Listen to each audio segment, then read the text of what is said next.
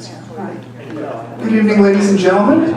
It is my great pleasure to present to you the Vanderbilt Intellectual Property Association's second Spring High event, tackling yet another controversial issue in the online marketplace. And without further ado, I'd like to present to you our distinguished moderator, FedEx Research Professor of Law, Daniel Gervais.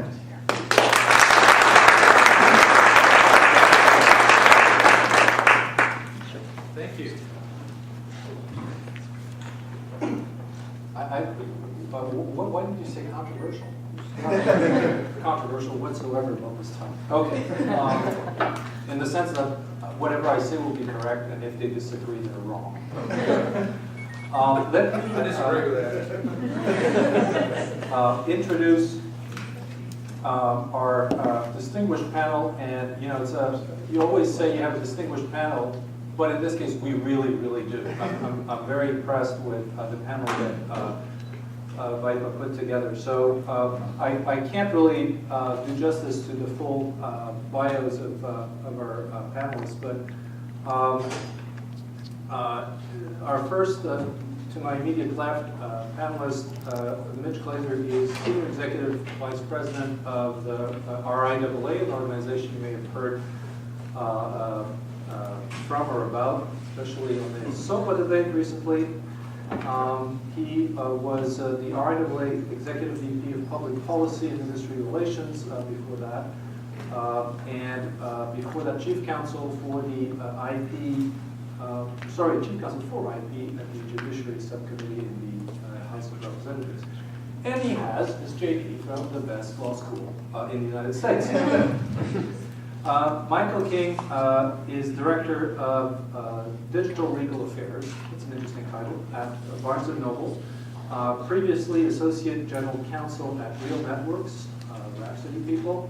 And prior to that, Senior Corporate Counsel at Nuance Communications, a technology company. And he also served, important in our world here in Nashville, as Manager of Legal and Business Affairs at EMI. Although based in some small West Coast city, not Nashville. William Ramsey is very well known to many people, obviously in Nashville. He is an attorney at Neal and Harwell, a member of that firm since 1981. And I like this modest bio. It says he has significant, now here's the euphemism, significant entertainment law practice. Yeah, right. Read huge, okay. He has his JD from University of Tennessee College of Law. And I am, Mark, okay, Mark is here. Yes, I'm sorry, I got the order wrong. But the only non-lawyer. Mark, you're on the other page, that's why I'm sorry, I got you in the wrong order. So, Mark Montgomery is a pioneer in the e-commerce and business-to-consumer marketing space. He's worked with hundreds of entertainment and corporate clients, including some small names like Sony, Kanye West, Keith Urban, BlackBerry, Bon Jovi.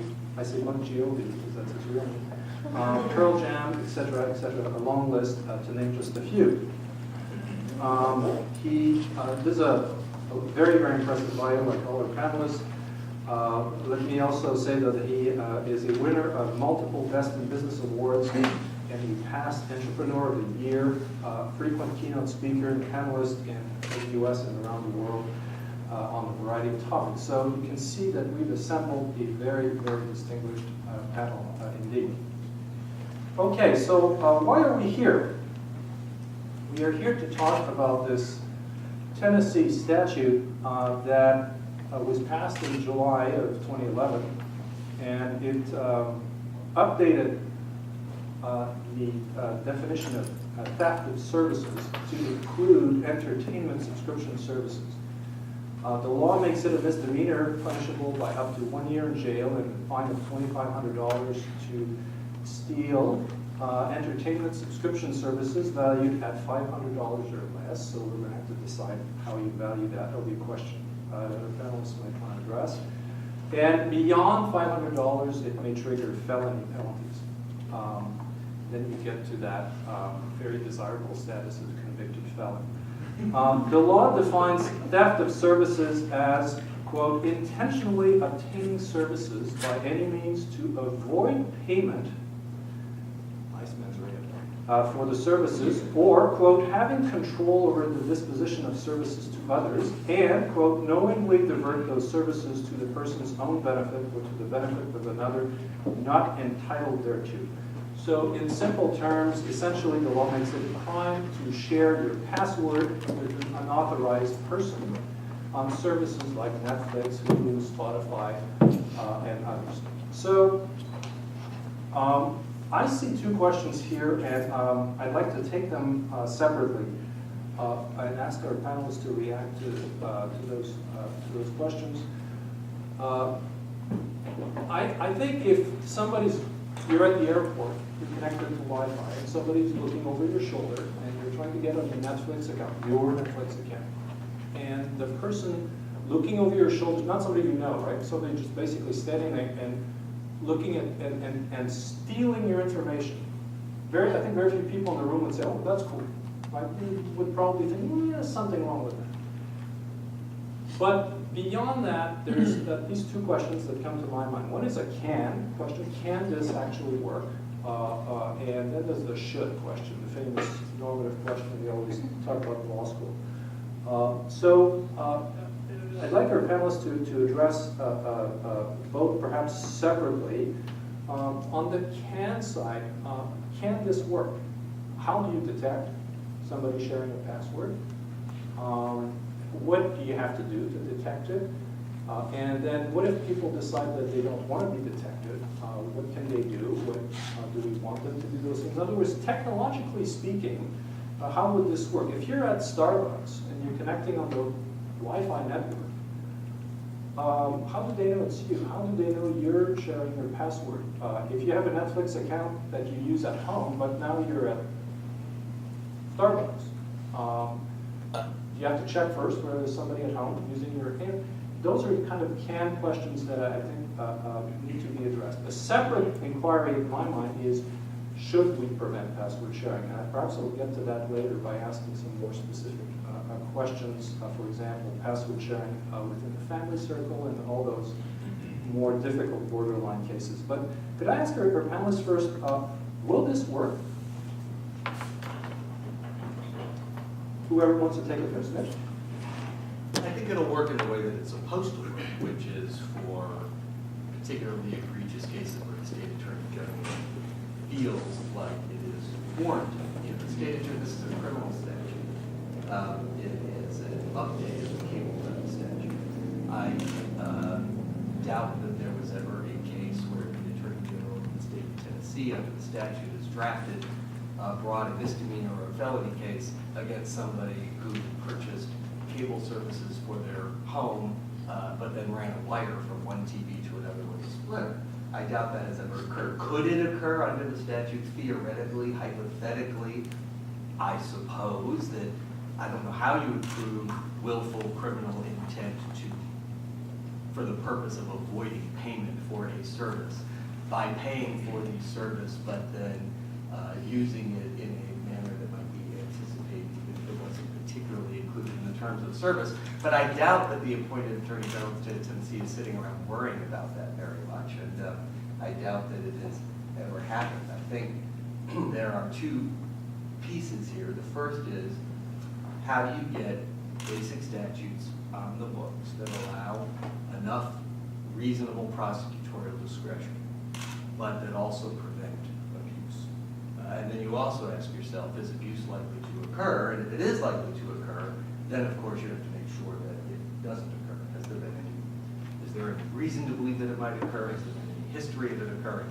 And so I think what happens is, we've been living with statutes like this, theft of service statutes, in all 50 states for a long time.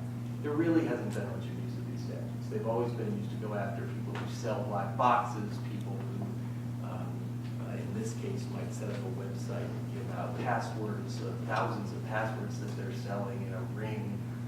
It usually goes to criminal enterprises because those are the targets of the state attorney general. But something happens when you move from the analog world to the digital world, and that is that the statute's the same, the implementation's probably the same, the theory is the same, but the hysteria quadruples. And that is because there is a fear of hypotheticals, even if they might not occur, being possible.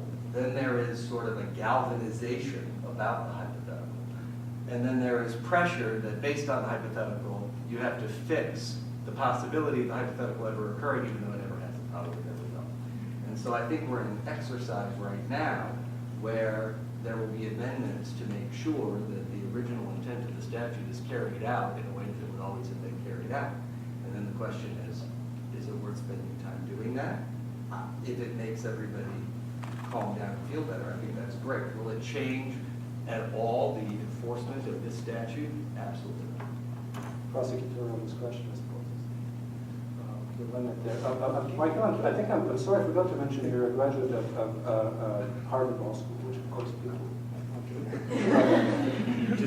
So, it's another reasonably good law school. So, just to pick up on one of your things I maybe ask, not to direct a question back to you, but just, I think you highlight the idea that it's not likely that there's going to be abuse of the statute, right? And yet I think there are those who might argue or believe that there's been abuse of copyright law with respect to file sharing cases, and some of the particular defendants they would do after that. And it seems to me here, I would posit, at least for myself, and again, I should start by saying I'm speaking for myself, not for Barnes & Noble. But I would posit that in the main line of cases that you're talking about, there's not much disagreement that, similar to your story narrative, right?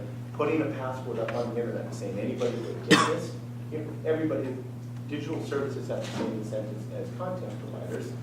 Nobody wants that happen because that's taking money out of everybody's pocket. The flip side is a law drafted so overly broadly is, if not prone to abuse, at least open to that abuse. Why not simply draft it in the first instance as having an exemption for household sharing, or make it clear to people that, if I'm upstairs in the bedroom watching Mad Men and my kids want to watch Dora, somebody's not going to knock on the door and say, you're going to jail for that, right? And they could, right? But I'll accept that at face value for the moment that that's not the intent of the statute. It seems it's hard enough to explain to people the value of digital subscription services, of teaching particularly younger consumers to pay for something that they've gotten for free for a long time, and to put the, I would argue, heavy-handed threat of criminal sanctions on something that could go all the way from putting a password on a server for 1,000 people to sharing it with your wife. It seems counterproductive if the goal is for both service providers and content providers to promote the adoption of the service. That was sort of my initial reaction when I read the actual text of the statute. Do you want to take a quick? I think we have a case here where a statute existed for a very long time.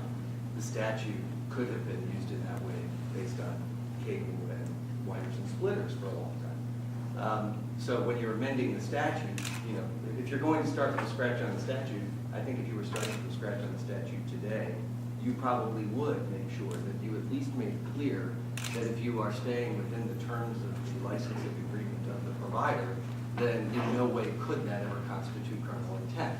Now, anybody who's ever worked with any attorney general knows that if you're sticking within the terms of agreement of a license, it's not going to constitute willful criminal intent. So I think that in a way, what we're talking about here is less about statute writing and more about educating.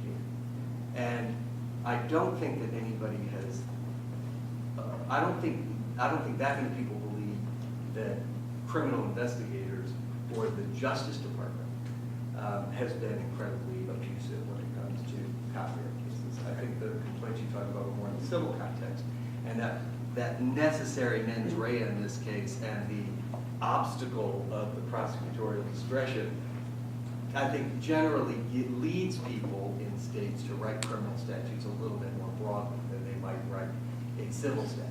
And so you sort of have in this case a statute that was already written, that already applied to cable, that was being updated for digital services, where instead of rewriting the whole statute, they simply updated the system because there's been no data or basis to believe that it's ever been misapplied or abused. But I think now we have an opportunity in a way, because of the hypotheticals that I've mentioned and the sort of internet frenzy that has resulted because of the updating of the statute to now, in a way, and I don't know if it's appropriate to write statutes for purpose of education. They're supposed to be written so that people who enforce them actually use them to enforce. But it may be, or it may be the new reality, that part of the writing has to be. For example, in the SOPA debate, there was a piece on streaming. And the cable industry, who is usually the beneficiary of most of the state theft and service statutes, was very concerned because they're in negotiations right now with content owners for audiovisual works. And they're disagreeing over the scope of the license. And the disagreement is basically that they have all of these licenses, but the licenses are for television services that come through their boxes in the home. Well, does the scope of that license apply to the app on the iPad or the or any other device for the same movie? So in other words, if you watch Xfinity on your TV in the living room and you use the Xfinity app, are they covered under the same licensing agreement? Because there's disagreement about the scope of the licensing agreement, while I cannot imagine the Attorney General of the United States ever bringing a criminal prosecution against Time Warner Cable because they're saying that they're committing felony streaming with criminal willful intent because it's based on a good faith disagreement on the scope of the licensing agreement. I mean, it sounds rather ridiculous. But the hysteria about the prospect of using that as a threat in negotiations, not in the actual enforcement or prosecution by the Attorney General, because it's all about money, was, as this debate is, was really what led them to actually put in a provision that's fairly meaningless that said, in good faith negotiations regarding the scope of a licensing agreement, that disagreement shall not be used for the basis of willful criminal intent. No, we've seen this in the rare, I agree with you, the relatively rare copy of criminal cases we have where even that remotely credible fair use defense is usually enough to negate mens rea, but it's still, there would be cases. Mark, is this a good idea? He's been scribbling on his page for a minute. I'm going to defer. All right. I was shaking his head really like this, and I'm thinking. I was going to get the ego for the. That's all right, I don't care. Wrap up, but how would you? I'm a trial lawyer. I try lawsuits. A lot of what they're talking about, I don't understand. What I do understand is it's absurd to create a criminal statute to educate the public. You create a criminal statute to prevent a crime from being committed that's important. You want to stop it. If you I think this language in here was already covered by another Tennessee statute, 3914-149, and it's clear to me that the legislature put this language in here about subscription services to pacify somebody who was lobbying the legislature. Because if the purpose is to educate the public, that is clearly not the purpose of a criminal statute. No way. That is not why you pass criminal statute. You pass criminal statute because people are doing something wrong and you want to stop it, punish them for doing it. For example, thou shalt not kill. You pass statute, say you kill people, you go to jail. You don't say you're not doing it to educate people, don't kill somebody. You're doing it to punish them for killing somebody. So I don't understand that. The second thing is, if you don't believe there's prosecutorial abuse in state attorney general's office, in United States Attorney General's office, you're living in a whole different world from me, because I see it all the time. And criminal statutes are supposed to be very clear on what is legal and what is not legal. And if it is vague, there's actually a basis for interpreting criminal statutes called the rule of lenity, which means if it appears not to cover it, then it doesn't cover it. So I really don't understand why anybody would put a vague statute out here to educate the public when we've got plenty enough criminal laws already on the books. We certainly have one, in Tennessee we had one that clearly covered this conduct already. And there is a lot of precedent for prosecuting these types of crimes, because I've represented my share of what do you call it, satellite TV theft people, let's just put it that way. But in the old days, when we had the big dishes, you could dial into the proper number that was, located on some billboard somewhere, and you could download all the codes and then get your satellite TV up and running. Then it got smarter. DirecTV had this little smart card. Then guys got smarter. They created a device that would basically create a false smart card. It'd be a forgery, a digital forgery, and you can get a little writer and you do it. Certainly, that's wrong, and those people got prosecuted. I defended a bunch of them, but we knew where the bright line was here. This statute does not make it clear whether or not you could let your child use Netflix or not, and if it doesn't, I think it's the wrong type of statute for our legislature to be passing. So, Well, I mean, I don't understand what any of y'all are saying. But from a purely practical perspective, I mean, it seems to me that, you made an interesting point, which, and I'll sound slightly, I don't know what this will sound like, but conspiracy-esque for a minute. I think that perhaps the goal of this statute was to get the issue up into the paper, right? Because at the end of the day, Mitch represents a constituency that is trying to stuff the horse back in the barn that left the barn about 10 years ago. And, see, he's moving around already. But I think he disagrees with you. I think it's 9 years. it's not. Let's call it 11. Well, this is and so I think that what we have to establish is, number one, I mean, to me, it is not, what's the practical nature of any of this, okay? How many of you in here, and I want honesty, have ever shared a file, have ever shared your password, have ever logged into something you weren't supposed to be logging into? Take the fifth, everybody. Looks like consumer behavior is what it is. So the question is can we legislate and litigate our way through this problem? It appears to me the answer to that is no, because the last 10 years of legislation and litigation have not stopped the problem. To me, the question is, how do we address the market appropriately? And the theory that I run on kind of a strange, that's not really strange, I run on a theory about the nature of the change that we're experiencing right now. And I think the last time we've seen anything of this size in human history was when the printing press came along. And prior to the printing press, we had 143 books in the library in England. And after the printing press, we had a lot more. And we had substantial powers at the time that whose power was significantly diminished as a result of the printing press. And I think what's happened is if you pull it back on this and don't get into the details, I know that's hard for lawyers, but in the abstract, that is what we've experienced again.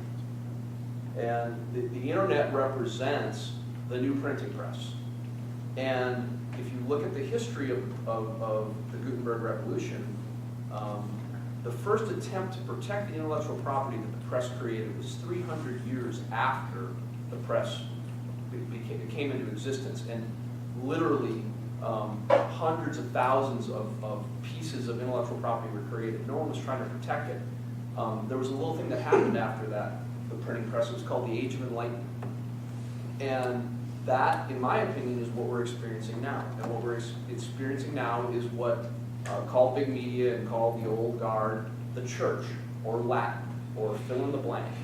And they are attempting to hold on to the power structure that they've enjoyed for a long time. That's what Mitch gets paid to do. He gets paid to protect the power structure. And that he's doing a great job. Right? The problem is that it can't be successful. It's already too late. And so, as an entrepreneur, as an investor, as a I'm not interested in being a part of a business that does not honor the value of content. To be clear, I think content creators should be compensated for their work, whether they're writing a book or whatever that is. However, I also recognize that the way that people consume has changed dramatically. And I think that we have done enough to attempt to protect through mechanisms that clearly don't work. And it's time to move beyond that into how do we create systems that support consumer desire and compensate creators. If I can link the last two comments, I suspect Mitch wants to say something, but if I can link the last two comments, it seems to me, one thing we learn and we teach in law school and that students have heard many times is when you have a certain type of behavior that seems to be sanctioned by what we loosely call social norms on the one hand, and then the legal norm is somewhere else. The state has to invest, or private, through civil or criminal courts, a lot of resources to try to close the gap. Right? Imagine, for example, if Nashville police decided that all of a sudden that jaywalking, which is technically illegal, we should enforce it. Imagine how many cops they need to put out on the street, at least initially. What I'm still trying to understand about this statute is what's the problem it's trying to address. So is it the person looking over my shoulder at National International Airport or something else? And I'd like to understand that from our panelists. And I'd like to add two quick elements to the debate. Gerald McCormick, who is was the sponsor of the House version of this bill, said, quote, that this is not directed at family members, which we've heard from several of our panelists. You can family members watch your show. Is it Dora, you said? Yeah. My 2-year-old niece sings Dora all the time. Right? But he also said, quote, it targets friends with whom you share your password so they can get free subscriptions. So it's not the person looking over my shoulder, it's not my family, but it's my friends. And interestingly, the New York Times said teenagers share password as a, quote, show of affection, of course. And Forbes magazine, by the way, if you think Forbes think this is a good idea, the article says, why sharing password with your girlfriend or boyfriend is a spectacularly bad idea. But they also say that based on their study, 1 in 3 teens surveyed share passwords with a friend, boyfriend, or girlfriend. Is that the problem we're targeting, or is it something else? I'm really trying to understand why we have this statute. What problem is it addressing? Maybe you want to take that? Yeah. What I really want to do is respond to Mark. But now I'm going to have to respond to your question. I know you'll do that anyway. I'm just sneaking in. You had great legal training, so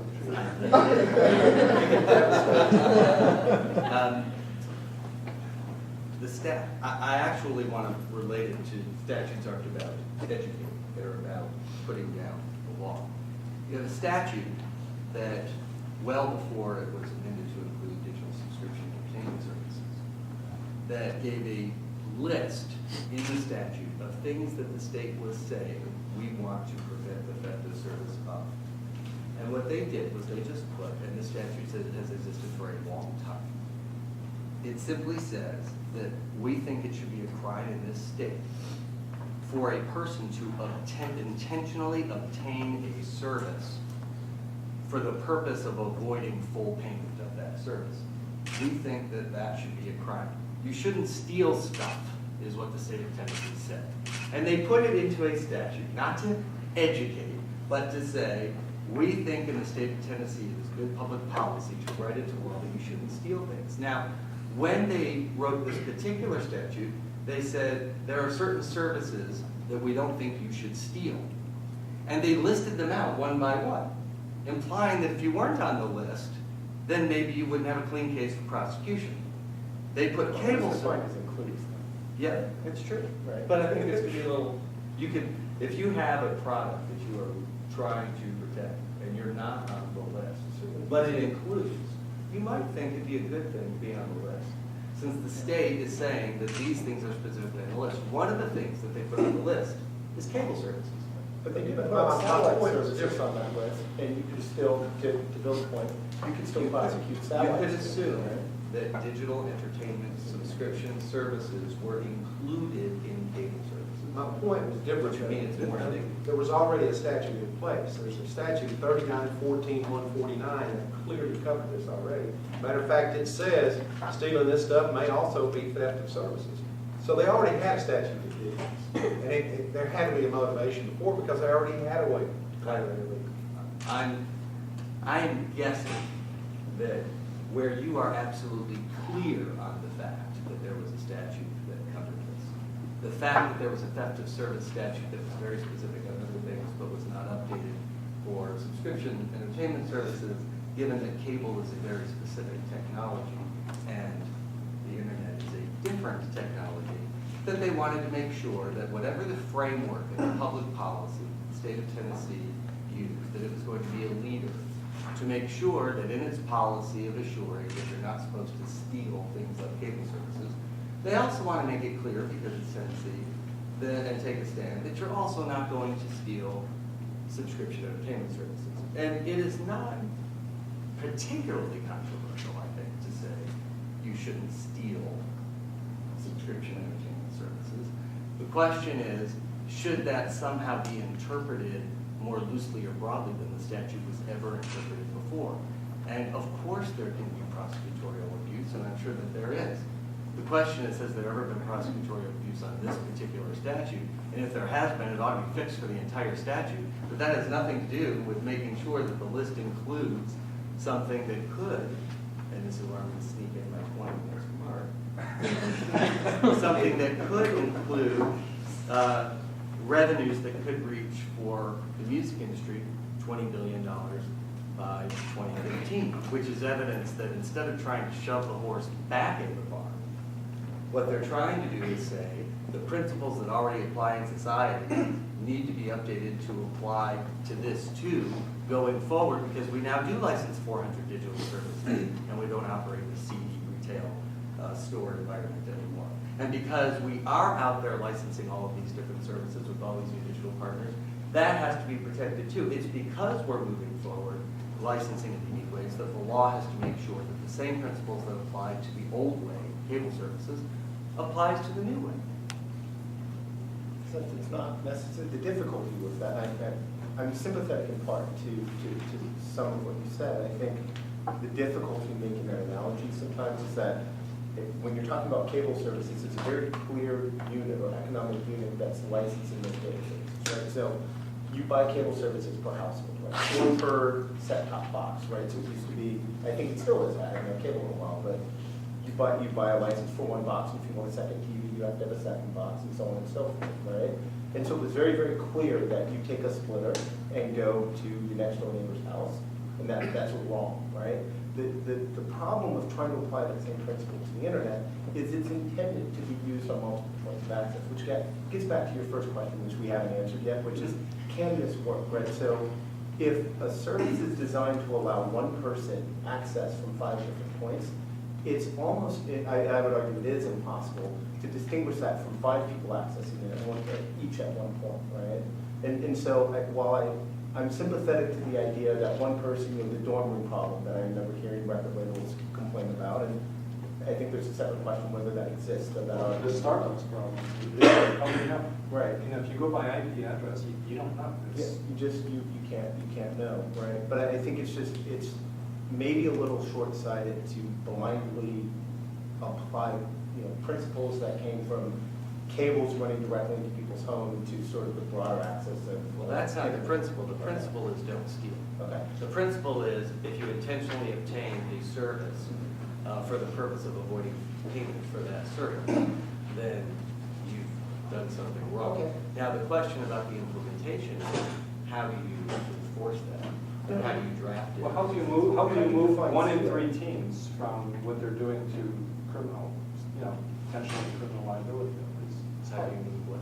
If 1 in 3 teams actually does what this article says, which is share passwords, and all of a sudden you remove them although Bill's saying it's already legal, but if you've moved them to a new crime, that kind of twitches something, doesn't it? I mean, it depends on whether you believe the speeding analogy is appropriate. I would say more than 1 in 13 probably speeds. That doesn't mean it shouldn't be illegal. It means that you have to figure out ways of implementation to make people careful, and you have to protect society values as important. And you do that through the way that you enforce. And the reason why criminal statute is simple, not used for educational purposes, is because you're going to decide to enforce in a way that you think might be particularly effective. For example, you might, for a ring where somebody is posting passwords that they've obtained for anybody to go on and use randomly that's not their family, that's not their friend, you might take the example out of it.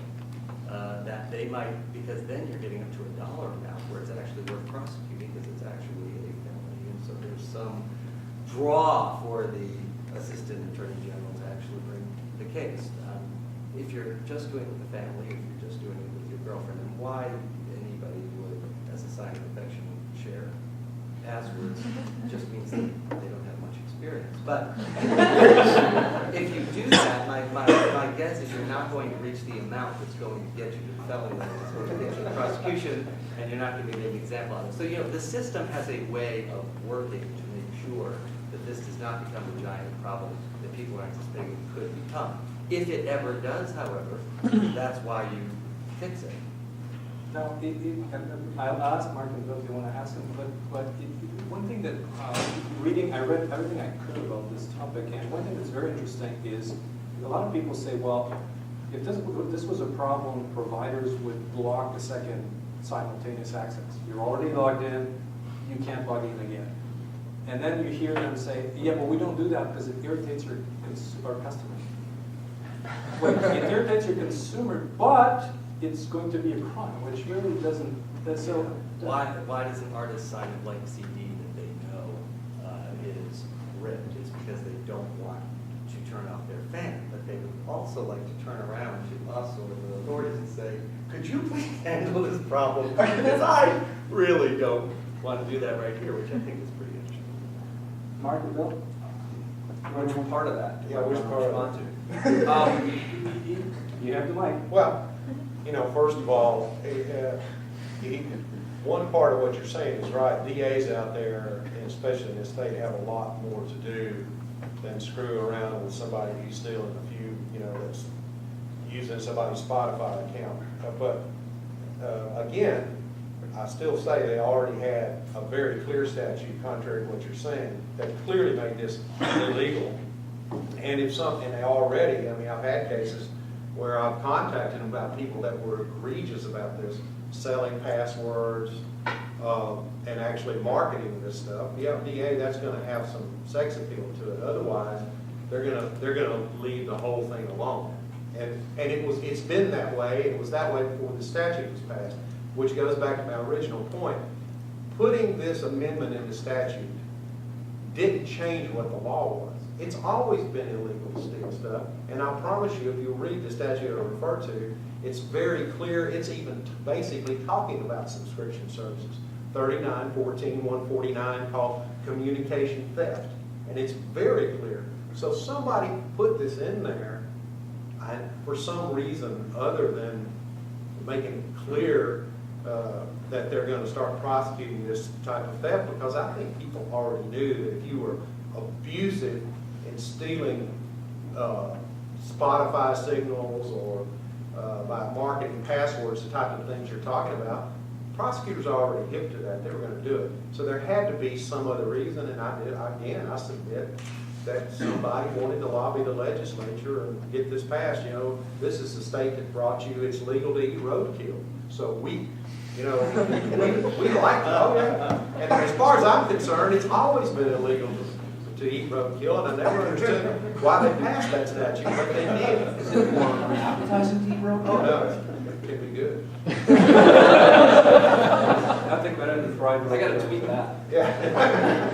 I guess what I would say is I'll use kind of a couple examples. In one of my previous lives, I was a technology entrepreneur, and we built intellectual property that we charged for. and we had many people freeload on our system. And we did what I would consider to be what was reasonable to prevent them from doing. But for the most part, the ones that freeloaded beyond that were not really that concerning to us, because that was baked into the business model for us. And so I don't necessarily, I mean, you know, I've been in rooms full of angry songwriters on a number of occasions, and when someone is violating, to Mitch's point, right? If I go build a website and I post passwords and I am building a business model around that, pardon my French, but sue the fucking pants off that guy, right? That is. That was in French. Yeah, who would know?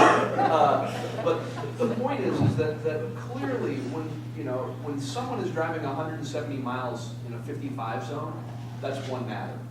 And I think that the law is actually pretty clear about that anyway. And I'll just jump back to my conspiracy theory for 1 second. I do think there is a battle raging. We've had the most recent version has been but we have this sort of continuing. This is not going away. I know I'm buddies with a lot of guys who are behind the scenes and trying to push the agenda forward. Do you see a difference though between soap and this? Is it to use this like? Well, no, yes and no. I mean, to me, it's market reality. It has nothing to do with it. The legislation is all about, and I'll respectfully disagree. It's all about getting. Historically, we had a few companies that have had a very powerful position in the market around distribution, and that's gone. And those companies are trying to retool themselves. They are doing some work around licensing to digital services, and that all sounds, well and good.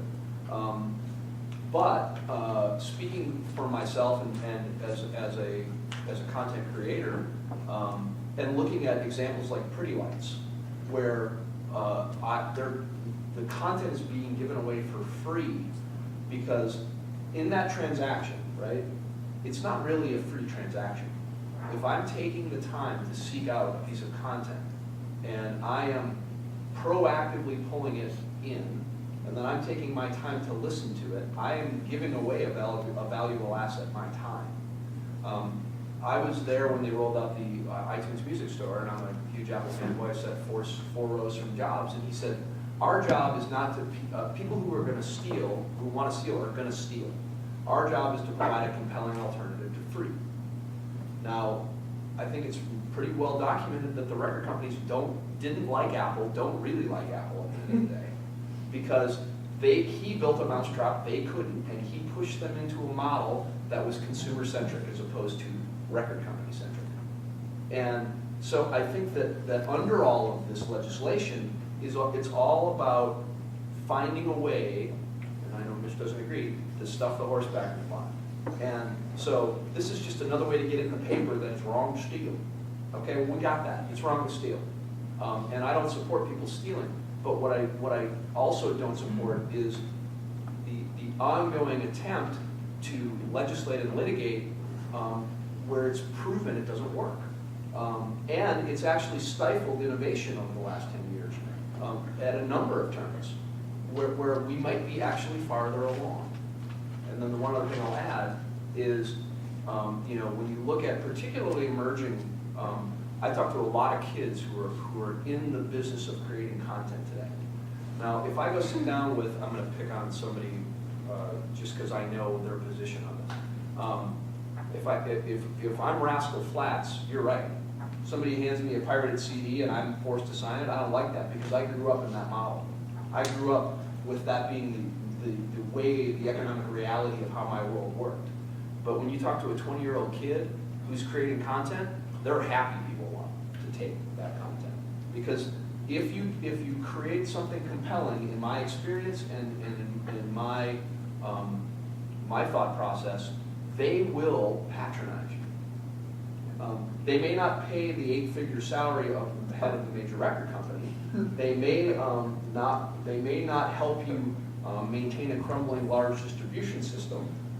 They may not help you in the areas that have historically generated your revenue, but at the end of the day, they will patronize you if you create great art. And so this whole idea that whatever it is, whatever little piece of legislation is swirling around, we all know that everybody in Washington's on the friggin' payroll. And this is all about that. This is all about those people writing huge frickin' checks to try to keep the horse in the barn. And I'm frankly, the conversation is incredibly irritating to me because at the end of the day, we can't stop it. So why do we continue to try? Michael, do you want to speak a little bit to the issue of the consumer being irritated by having, having certain controls so that it very well be the providers will actually not want to provide some controls, and how that can mesh with this type of legislation? Sure, yeah, and that was something I remember we struggled with a bit back when, my time at Ramsey. It's tough, and it goes back to the point I was saying, sort of the 5 distribution points for one user versus 1 for 5, right? But we would get complaints. We were in negotiations with record labels who would tell us you can only have 1/7 in your stream. You can only have X number of authorized devices, right? And the fact is even today, so, and other, even not just subscription models, but even digital sales, sort of stuck in this X number of authorized devices, right? And so what would happen is consumers would call in and say, hey, I've got a smartphone, I've got a tablet, I've got 2 PCs, and I'm on my work computer, and I left my computer on at home, so now I can't stream all that, right? And those customer service calls, A, they're irritating because it drives customers away, right? But it's also very costly for us to feel that and sort of continue to educate customers that these are how subscription service and digital media services work. So there's that push and pull, right, between, and this goes back to your original point, which is the egregious ones are easy to catch, right? You've got one password and 20,000 people are logging in on that password. That's easy to catch. But you don't need a law for that. Just in your licenses with the service provider, say, hey, no 20,000 simultaneous login. That's not allowed. But the question is, it becomes about the number of friends. Okay, it's 2 simultaneous logins. Well, okay, dad's upstairs watching that, and kids downstairs watching door. Sorry, it's not. So is 2 the number? Is 3 the number? Right? If you've got a teenager and they're at home, they can use Netflix, right? Well, when they go off to college, can they still use their parents' account, or do they have to give them an account, right? And so back to one of the points I was making earlier about the analogy with the cable industry is there was an easy economic unit, like it was that house, right, or that set-top box. And I think one of the things that needs to be discussed or thought about is the idea of coming up with what's the economic unit for subscription, right? Is it a household? Is it immediate family? Is it a friend, a boyfriend, or girlfriend you've been with for a couple of months and decide to show it afterwards, right? Show of affection. As a show of affection. And so it's easy to talk about the extremes, right? It's easy to say 20,000 users on one password bad. Mom and dad sharing the same password, probably good, right? It's in the middle there where service providers are kind of caught in the middle.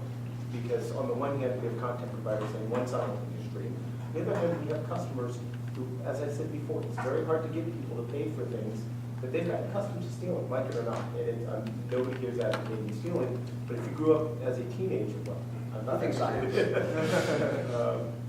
Everybody does it. Even But so it's a, it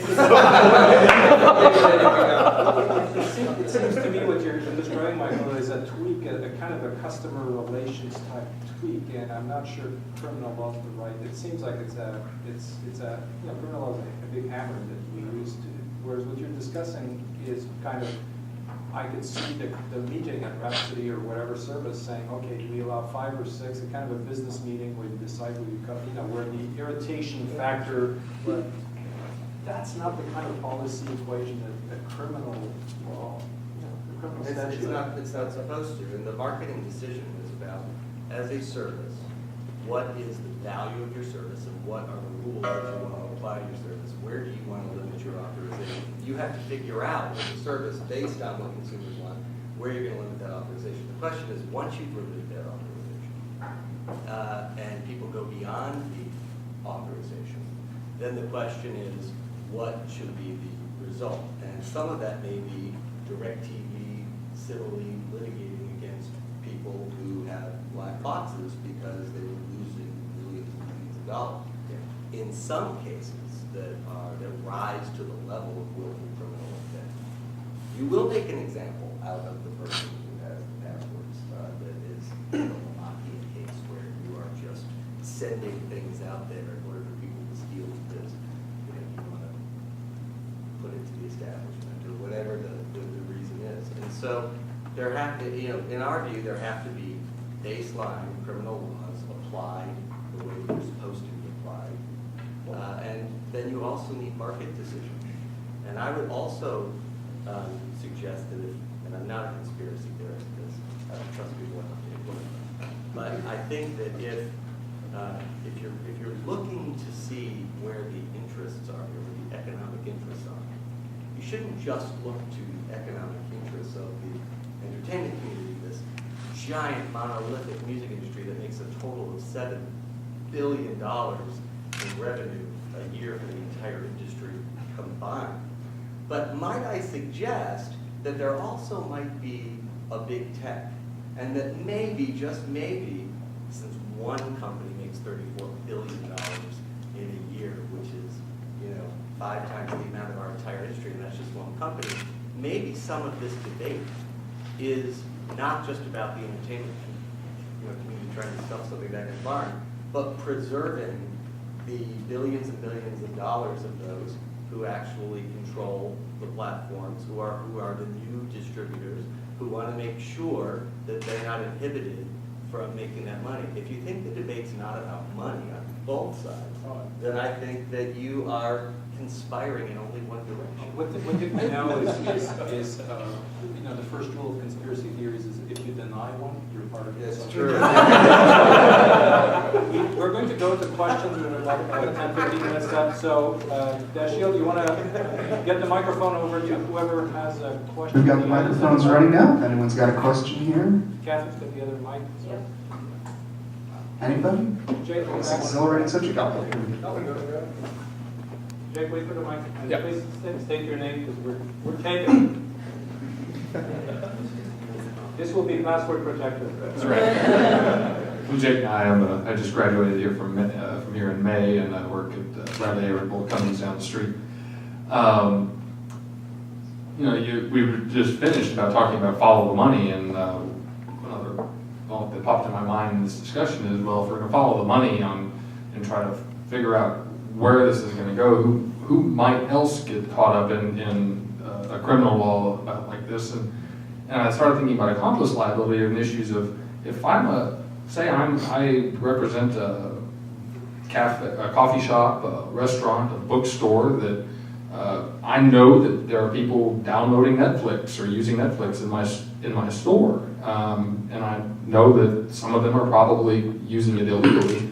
Is there any way that I might be caught up in this law civilly or criminally? And if so, what steps do I need to take? Do I need to shut down my internet service? Do I need to provide some other sort of control around it? What steps can that person take? Because, if you follow the money, bookstore or restaurant, or, that might be some pockets someone might want to go after. I don't think there's any general proceeds of a crime statute in Tennessee or any other states. Maybe in the UK there might be proceeds of the crime statute, but even there it would be very specific. I don't think should have known is a standard that's ever going to fly for willful criminal intent or aiding and abetting. So I think you can keep your coffee shop.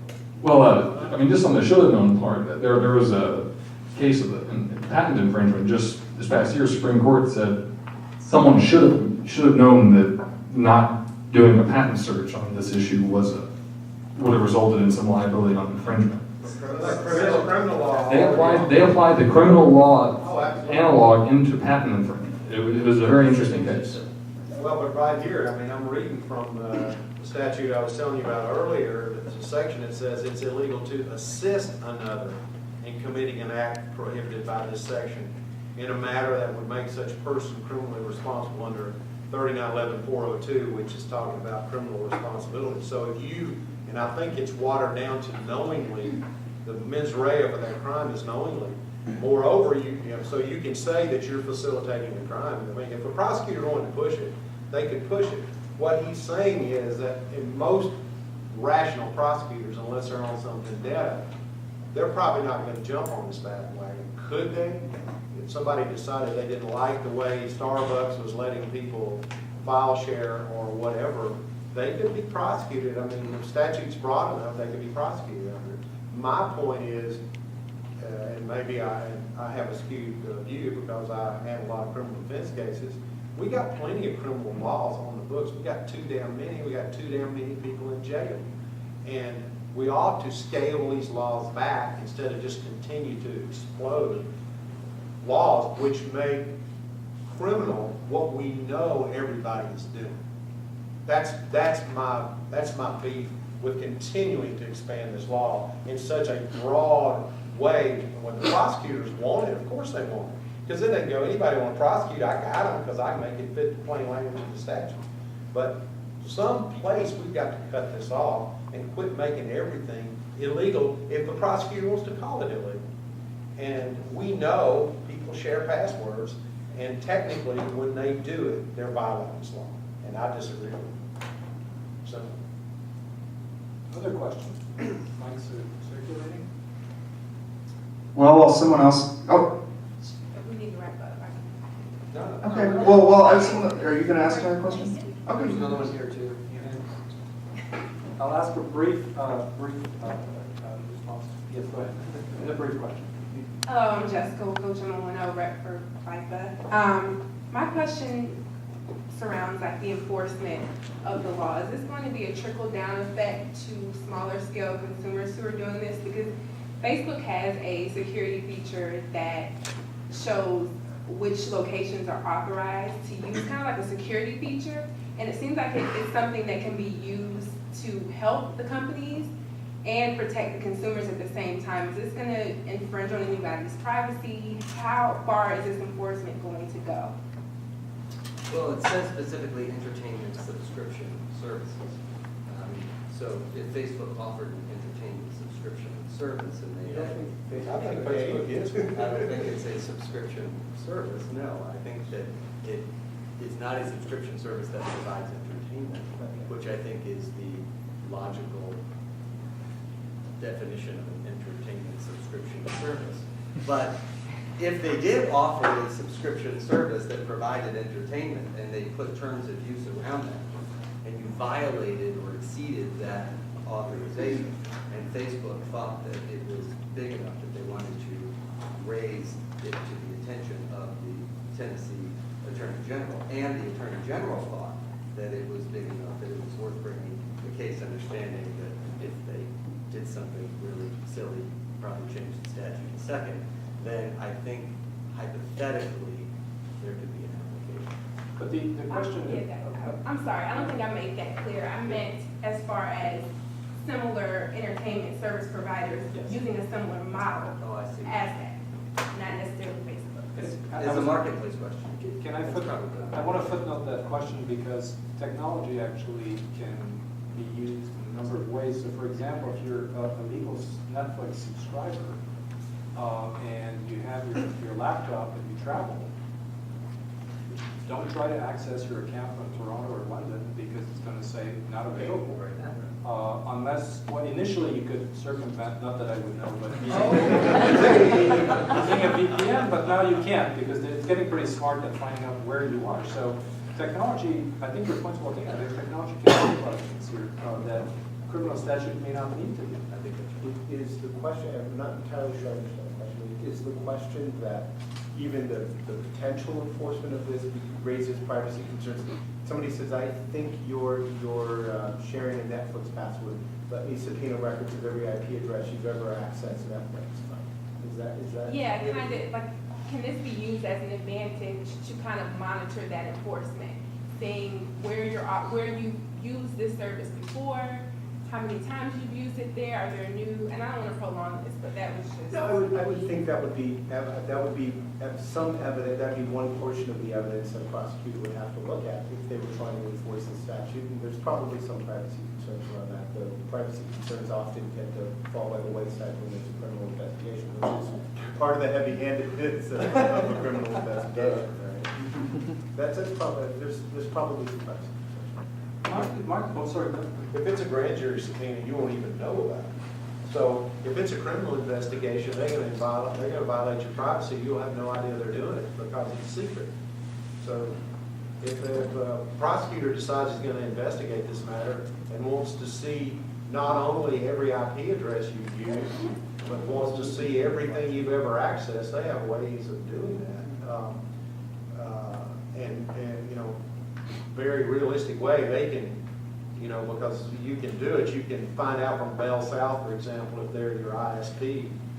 Bell South can then tag your IP address, and then they can give the prosecutor what you've been accessing if they wanted it. And you won't even know about it. So yeah, once you get into the criminal realm, forget about privacy, it's gone. We get subpoenas, just in my personal experience, as retailers, we get subpoenas from law enforcement asking, in relation to specific crimes that are, you know, that are in process of being prosecuted. We get subpoenas that say, we want to know what what person has downloaded, what this person has bought, and it's a balance that any service or retailer has to strike between trying to protect their customers' privacy while ultimately complying with the law. Mark, do you want to talk about this arms race aspect of the, so not the criminal statute as much as, because you said you can't stop it, but there is a sort of an arms race, right, isn't there? Well, I mean, that's my point. In other words, every time, you said it earlier, every time somebody creates a widget that locks it down, somebody else creates a widget that opens it up. And it never, that part of it never ends. So then the question becomes, you know, how much of that is breakage in the system? You know, how much of that is versus somebody who is blatantly, you know, stealing vast amounts of fill in the blank, whether it's books or content or whatever. And I think that's part of, as a software guy, that was part of the business model. There was going to be breakage. The question was how much. And when somebody was really violating it, well, I mean, it was, to your question, yeah, there are technologies that can shut it off, and certainly then if somebody really wants back in, they can get back in. It's almost like you're encouraging it by trying to stamp it out. It's whack-a-mole. Apparently we have time for at least one more question. Who has the microphone? Yeah, we've got a microphone here and then another Oh, question. I'm sorry, go ahead. Hi. Please state your name. Brad Edmondson from First Student. I'm curious, Mitch, if you could talk about the industry's decision to go to DRM-free music sales, and whether you think that that makes sense for the cable services realm and digital content, and secondarily, whether you think that you can survive as the RIAA or the MPAA if up to 50% or more of your content is pirated, assuming that there are always people that are willing to pay. Because technology drives down production costs and sends marginal distribution costs to near zero. I understand that he has the CD in his car, and every time we turn out it's that song, I Will Survive. I want to take that. We have only a few minutes left, so. Very, very big questions. There will be less venture capital in music. That doesn't mean that there will be less music. When I started at the RIAA, there were 6 major music companies and $14 billion in the United States. Today there are, if this merger goes through, 3 major music groups and less than $7 billion. So in 1 decade, the entire industry is going to cut in half. Now, who knows if Murphy's, hopefully that our diminishing revenues and the size of venture capital won't match Murphy's Law. You know, in 5 years we have again. But consumer listenership is at an all-time high. And there will always be the need for the promotion and marketing function of music for consumers to be able to filter through music so that music comes to their ears in addition to music that they might just randomly find by themselves. So we are bullish about the need for services that venture capitalists, record companies provide. It's just going to be different, and it's going to change, and it should change. And it has changed. I mean, I don't know if you think about the past 50 years in lots of different types of industries. It's hard to see one that has changed so many times actually over that whole time. What was the first question? First question, the answer is yes. Why are we DRM free? Because at the time DRM was incredibly clunky, and unlike movies, which didn't launch and go into digital until they had DRM, music was already DRM free. It was already in a digital format on CDs. In 1980, we started DRM. So that really was trying to put the genie back in the bottle, because you tried to put DRM in something that was DRM free already out there. Last question. All right, if you guys are anything like me, you've got 8 million questions you want to pose to these guys, and we're going to have a nice long reception to that afterwards. But I think we're going to get one last question from the press, since we've got. The members know I'll give everybody a few seconds for the last words after the questions. So go ahead. Yeah, I write for the Vanderbilt Hustler at the College of Arts and Sciences. You don't have the microphone by any chance? Otherwise, we won't be able to hear you. It's a brief question. Sure. Very good. We've talked a lot about how the. Oh, thanks. Hello. It'll work. It's all right. Go ahead. Okay, sure. So we've talked a lot about how it seems unlikely that this law is going to be enforced on the individual, say like somebody who shares the password with 2 or 3 friends. But isn't there a serious risk of prosecutors using this as leverage, using the fact that they can prosecute somebody on the individual level who's doing a very minor instance of password sharing that still qualifies as a crime, and using that as a bargaining tool in small-scale prosecutions? Yeah, I'll pick that one up. Yeah, it happens all the time too. And but that's not limited to this situation. It's done all the time. There's this constant tug, and frankly, prosecutors are winning on this because our legislature, everybody wants to run on the fact that they're tough on crime, law and order. Every person that runs for office, they want to be tough on crime. So we pass laws, and our country criminalizes more conduct than any other country in the world. And we pass laws that are extremely broad like this, so a prosecutor, if they want to, and they don't like you or they want to get you, then they have the tool to do it. And you know, this is way outside what we're talking about here, but I hope everybody will think about what this country is doing in making so many things criminal and giving so many tools to prosecutors just to put people in jail that's costing all of us tons of money to put all these folks in jail. And yeah, there's a danger of this type of prosecution. With this statute, not very likely, because there's not a lot of sex appeal here.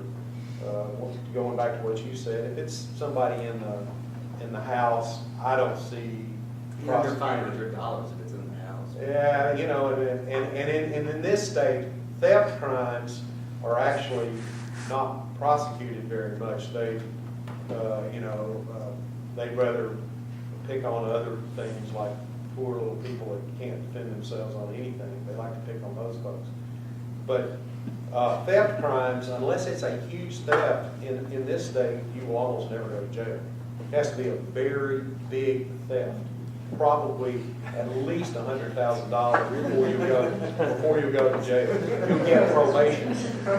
And even under this statute, see, all the way up to a Class D felony, you can get what's called pretrial diversion, so that you can actually do some period of probation and have it expunged off your record.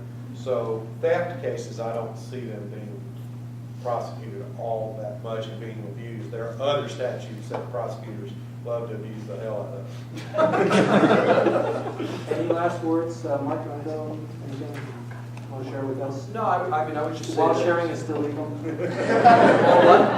While sharing is still legal. I thought it wasn't.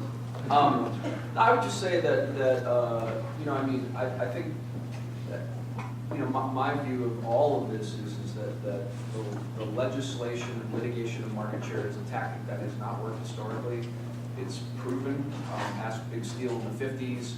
Look at file sharing even over the last 10 years. I think that the way out of the troubles in the content business is through innovation, and I would encourage you guys to be focused on that as opposed to the litigation and legislation aspects, please. It's kind of appropriate that I'm sitting between Mark and Mitch, because I find myself very much in sort of a middle ground situation here, as I think service providers often are. On one hand, I'm very sympathetic to the idea that content providers need to be paid, because if people aren't paying for content, people aren't paying us to provide the content, right? So it's worth noting that as much as you point to the RIAA and say they're sort of the money behind this, this helps Netflix, or Rhapsody, or Spotify, or Barnes & Noble as well, right? To the extent that it incents people to get their own accounts. I'm sympathetic to that. On the other hand, I sort of agree with the idea that, frankly, criminal law is just way too heavy a sledgehammer for something like this. I think on the easy cases are already illegal, and I don't necessarily know that we needed to do more to make them illegal. We're at 20,000. One guy sent it up to 20,000. I think my big concern from a service provider perspective is educating people that we can sign up for Netflix and not get sent to jail, right? And I think the more that we educate people and we partner with content providers to educate people how they can use it appropriately, I think that's going to do more to keep content providers solvent and customers happy than threatening putting them in jail. We don't know if Netflix maybe made a deal with the state that they now provide Netflix in jail. That's the conspiracy. I would say that there are two things that have to run in tandem. Of course you have to state, of course you have to adapt, and at the same time you have to have enforcement of the laws. You can't just have one and not have the other. Deterrence can be and is very important. The Justice Department just came down with an indictment against Mega Upload. When they did that, ForShare turned off its sharing function. Rapid Share makes it so that you can't find U2 or another artist illegally on Rapid Share anymore. People start to think, wait a minute, maybe instead of thinking I'll just copy somebody who's getting away with it, I could be personally on the hook if I commit the crime as well. That doesn't mean that that's the answer and you don't innovate. It means that you need the freedom to innovate and you have to enforce societal principles and laws at the same time. It's just that the two go together. Both of them are messy and complicated. They're both very, very difficult to get right. But we are in an interdependent age of technology and content. And unless the laws and innovation in the boardrooms work together to make that interdependence work, then we're all going to be slower in getting to where we want to be. Well, with those last words, that's a very interesting thing. I think if there's ever a CSI after Vegas and Miami, if it's a CSI Nashville, here it will stand for Copyright Services Intercepted. Whether you're convinced now that criminal law is the answer or not, I think we had a really good, interesting discussion, and I'd like you to join me in thanking our panelists.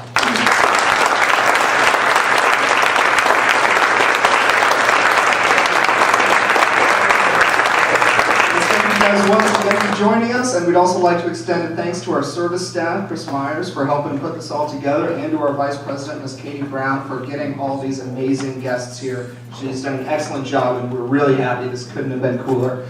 We've got wine and snacks waiting outside, and if you guys would like to just wait around for a second, thank you again so much for coming. And another round of applause for our amazing guests.